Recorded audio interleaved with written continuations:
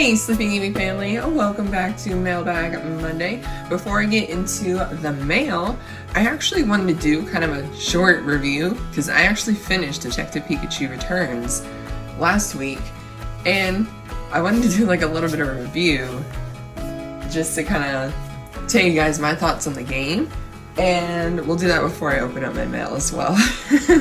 So I actually was able to find the original Detective Pikachu a long time ago, and I played it. It was after the movie came out, and so I kind of knew what was going to happen in the game. Of course, the game's a little bit different. If you guys have finished the Detective Pikachu game, which it came out, I think 5+ years ago, something like that, at the end, Pikachu is still Pikachu. If you guys seen the movie, Pikachu doesn't, go back to whom everybody Pikachu believes he is. I know the movie's been out since 2019. I guess if you guys haven't seen it, and this might be a little bit spoilery for you, but the movie's been out for like 4 years. In the movie, Pikachu had Harry's consciousness inside of him, and you two split them apart. In the first game, that doesn't happen at the end. Pikachu is still Pikachu. So you're left trying to still find Harry. He's just unknown. You've solved the case of the R, and the Pokemon are no longer preserved. That whole case and situation is just done. But you never figure out what happens to Harry. And while if you've seen the movie, you can kind of tell at the very end of Detective Pikachu the direction they're going in, and really hard of what happened to Pikachu, which, yeah, I think it's pretty much everybody knows what happened to Pikachu, especially after the movie. It doesn't do anything with Pikachu. You don't find Harry at the end, even though you technically do. As in, Harry's in Pikachu. But that's what the game, and especially the movie, lends itself to for you to believe. So we get to Detective Pikachu Returns, the second one. This one, unlike the first one, allows you to enlist the help of different Pokemon. And you can kind of guess what Pokemon are going to be enlisted based off of the box art, as well as our promo card here. I think it's pretty obvious that you're going to get Growlithe. If you've seen the trailers for it, you know you're going to get Growlithe, and you know you're going to be able to play with Luxray. There are other Pokemon, there's a total of 4, that you will get to play with as a additional skill. I'll say skill, because each one of these Pokemon has their own skill that you'll get to play with throughout the game, and it's really fun to just play with the individual Pokemon. And there's, let's see, 4 or 5 different areas you go to, because I think in the first one there was about 4 or 5 different areas as well. And for this one, if you're looking for a game that's so much like more of a mystery and have-done-it or who-done-it kind of game, this is it. This definitely is not your traditional Pokemon game. There is no Pokemon battling in it. If you thought that, there's not.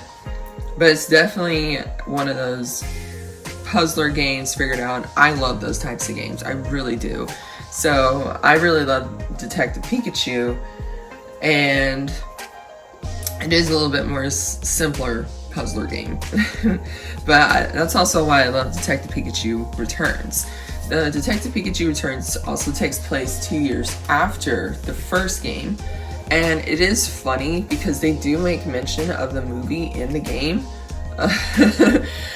just a little bit, and it's hilarious. There's some very hilarious moments in how they kind of mention some of the things.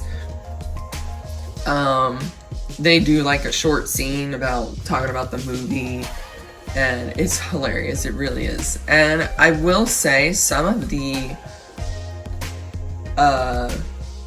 some of the additions that are in the movie, they actually did include in this game. As far as making a secondary movie, I know it was already greenlit after the first movie came out, or maybe even before.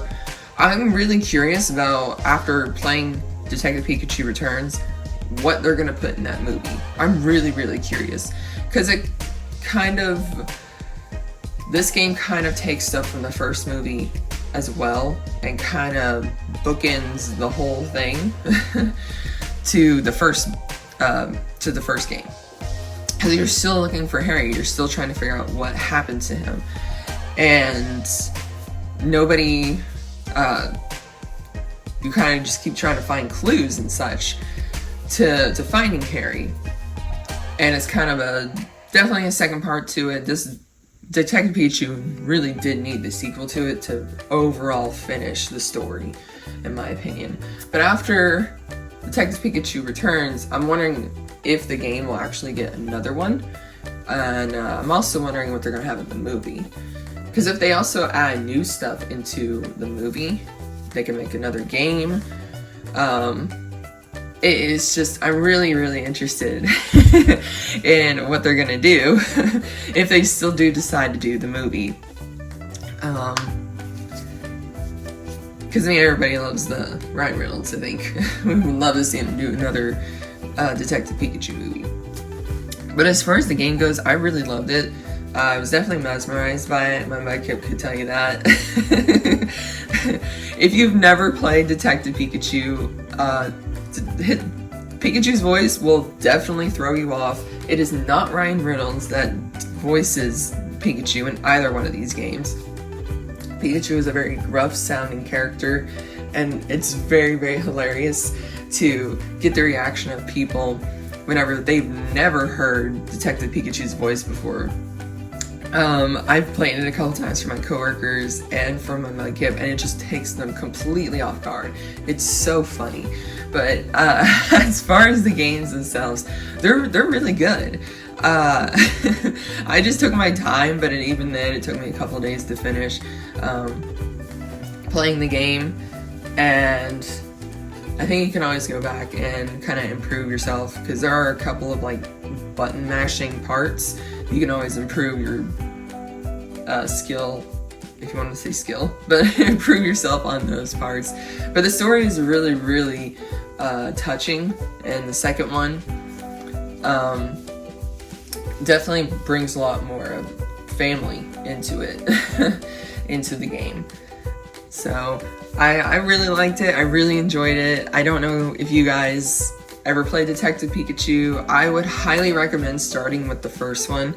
It is a 3DS game, and this one I actually found used at a game shop before, but yeah, my copy's a little dirty. But yeah, if you guys have never played Detective Pikachu, I would highly recommend it. It's fine if you've already seen the movie. I think it would be, you kind of will know the layout of the game at that point. There's just some specific places that are different from the movie in the game, and I think that's a really great change of pace. You get to explore a little bit different about Brine City from what you see in the movie. It's really focused on all the places and such too. But yeah, I definitely recommend it, and if you do enjoy playing that one, of course, you're going to want to play Detective Pikachu Returns to get that bookend to what I think is the story that takes place over both games. So I try to be really spoiler-free about this, but I really do enjoy it. Like I said, you kind of know some of the characters that you're going to see in the game from the box art. I'm just not going to tell you what they're involved in or what you get to do with some of the other ones, other than the skill partners that you've already seen, which would be, I think, Growlithe and Luxray. There's a couple other ones that you guys haven't seen, but I'm sure you'll enjoy them. They're all hilarious. And there are some very awesome jokes and just some really nice moments in the game. So, but yes, definitely recommend it. And I'm gonna leave my little Pikachu and our Growlithe card in the background. But yes, that's my review of Detective Pikachu.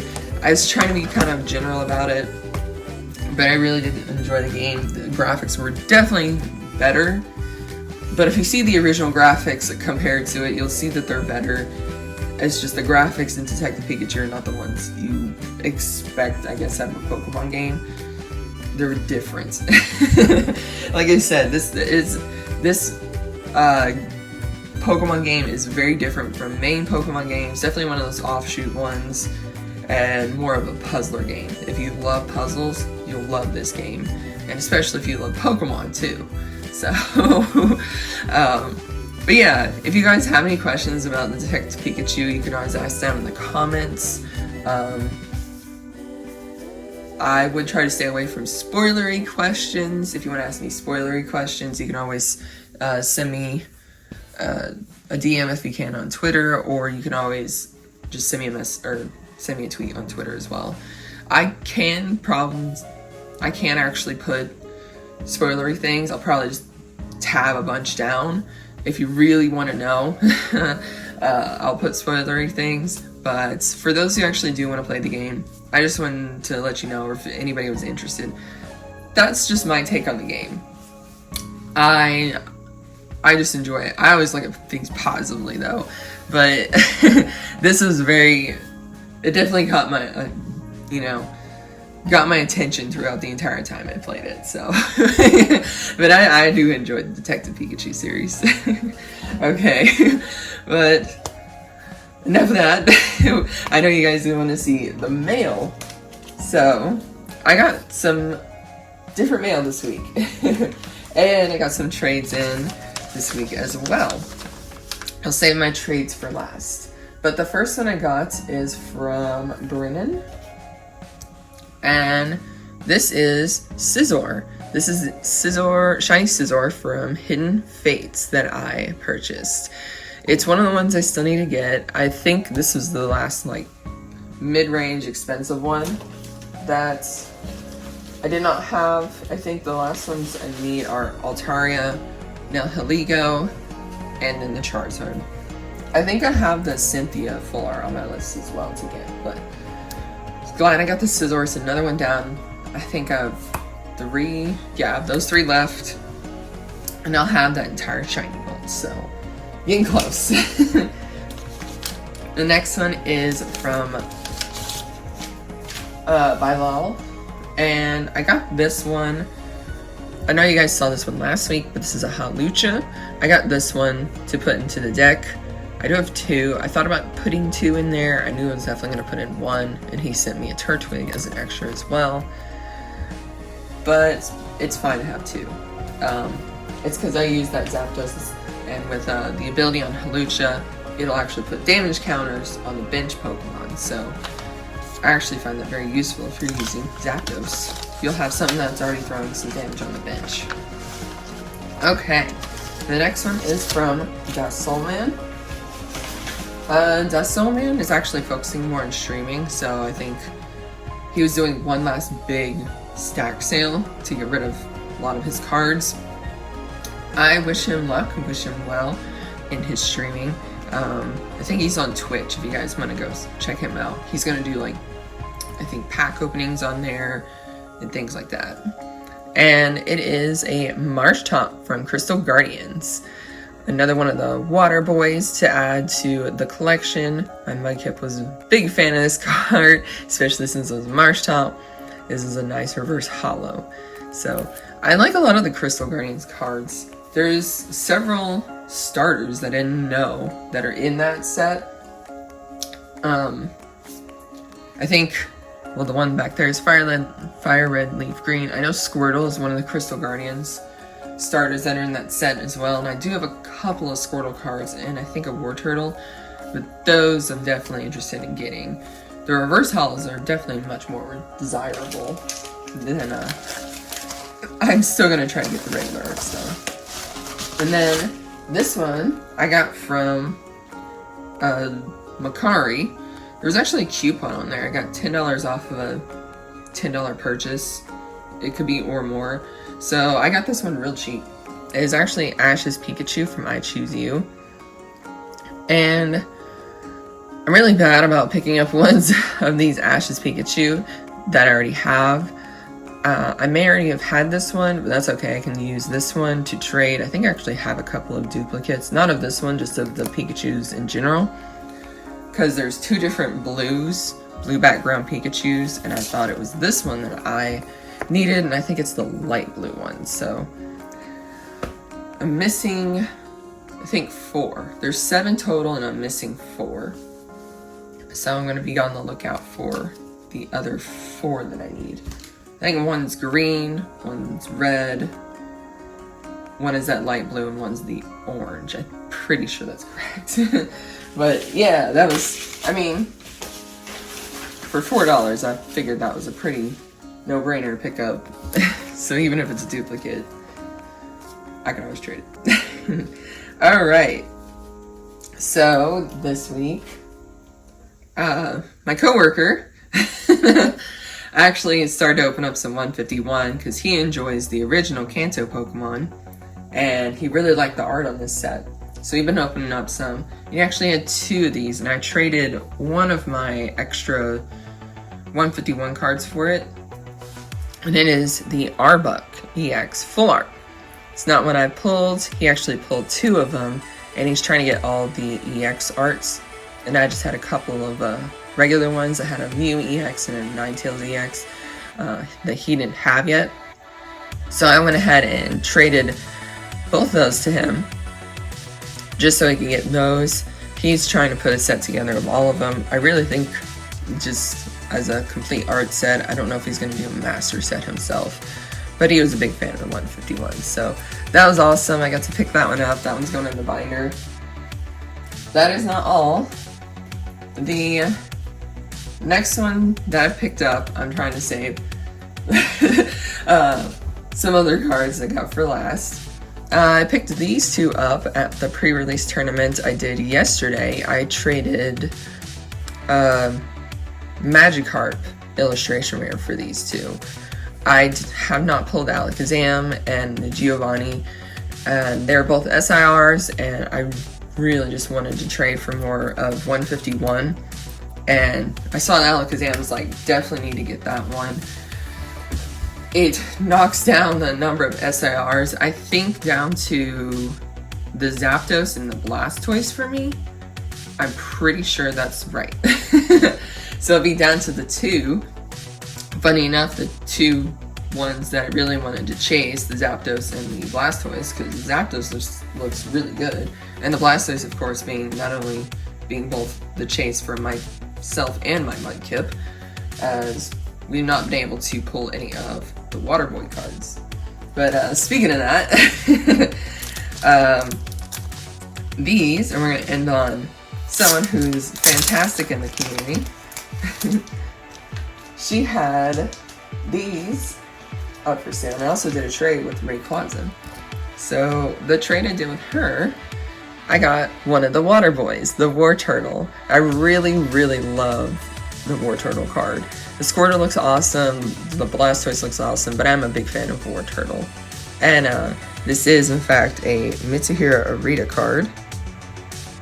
He did the entire illustration rare artwork for this line in 151, so they all look fantastic. I really love it. I ended up trading, I think, my extra Miraidon SIR that you guys have seen me pull on the channel. I traded that for it, so it was a pretty good trade. She's building a Miraidon deck and trying to bling it out a little bit. And then, as far as purchases I made from Ray, I got this one in her latest stack sale. It is an Eevee from Aquapolis. Absolutely love it. This is one of the Eevee cards, the older ones that I've been trying to hunt down. So I snagged it as soon as it popped up on her stack sale.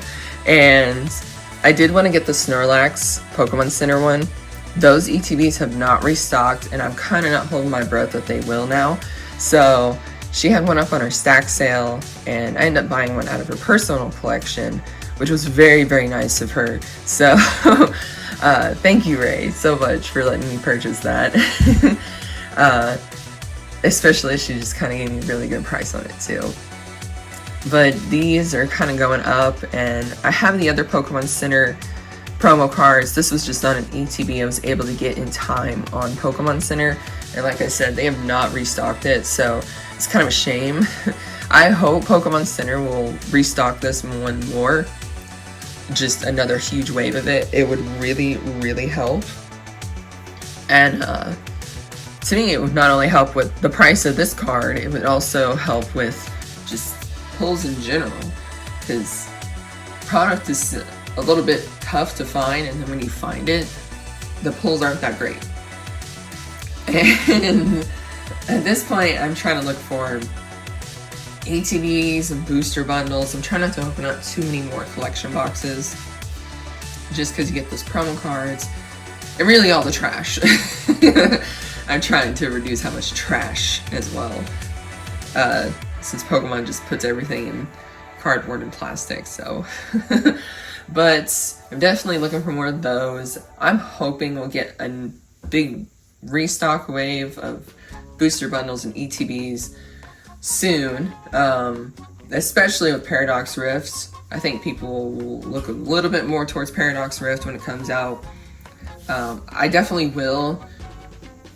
I'll probably be opening up some more 151 with the Paradox Rift as I open it as too. But like I said, this has been tough. And I'll look this week for some more 151. Maybe I can find some ETBs or some booster bundles, or we may just go more of the mini tins, try to go that route, see if we can get lucky there. But I don't know, but if anything, I've gotten a couple more SIRs and illustration rare a little bit closer. If I can definitely get the rest of the illustration rares and SIRs, I probably would definitely just buy the full arts. I wouldn't worry about pulling them at that point. If you guys enjoyed today's Mailbag Monday, hit that like button, and if you're not yet subscribed, hit that subscribe button. We're getting really, really, really close to 1,000 subscribers. We got a little bit of a boost this weekend, so I'm super excited, and I really want to hit it. But again, I appreciate everybody who watches these videos. Hopefully you guys enjoyed my review of Detective Pikachu. Again, I really enjoyed that game, and it's one of those I probably will play again in the future. But stay tuned for Wednesday, because I will be opening up these Paradox Rift pre-release kits. Or at least you guys will get to see what was in them. But until then, take care, sleep well, and good night.